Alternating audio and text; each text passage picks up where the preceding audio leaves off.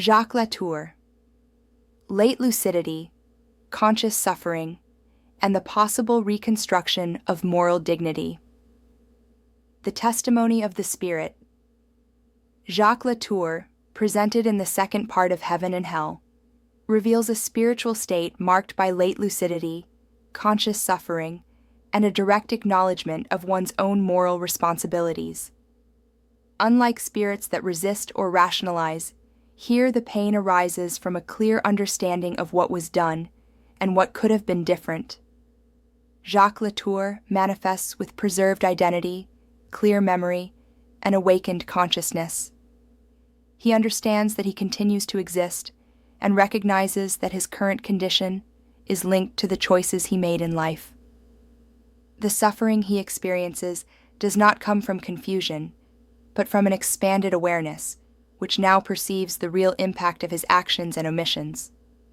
This clarity, although painful, is a decisive step toward progress. Modern depth psychology helps to understand this state. When an individual achieves genuine insight about themselves, recognizing flaws without denial, there often occurs a period of intense emotional pain. This suffering is not pathological, it is a sign of psychic integration. On the spiritual plane, consciousness undergoes a similar process. Pain accompanies the integration of inner truth.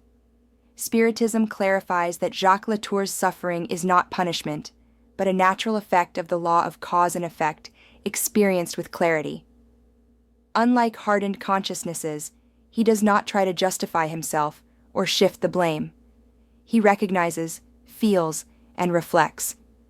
This inner movement transforms pain into effective learning, shortening the path to reparation. Modern science reinforces this reading by showing that profound moral changes require recognition of the impact caused.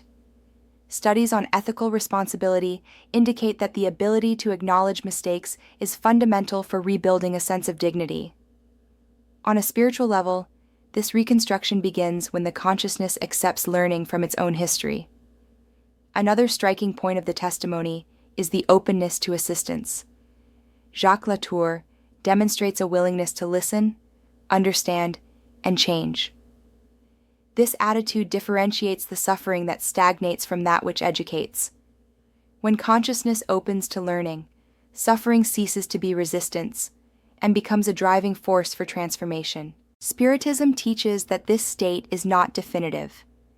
As conscious repentance turns into a sincere desire for repair and a commitment to act differently in the future, moral pain eases. Spiritual justice does not require perpetual despair, but responsibility accompanied by hope.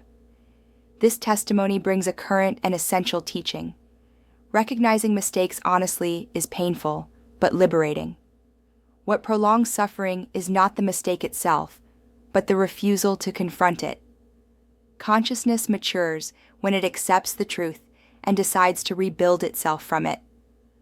Jacques Latour teaches us that moral dignity lies not in never failing, but in taking responsibility, learning, and making amends.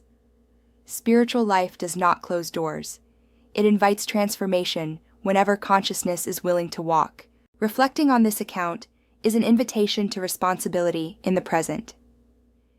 Examining choices, correcting paths, and acting with more empathy now makes the future lighter. Learning done in a timely manner spares unnecessary pain later. If this testimony helped you reflect on responsibility, regret, and inner reconstruction, like, share, and leave your comment. Your participation helps this message reach more people.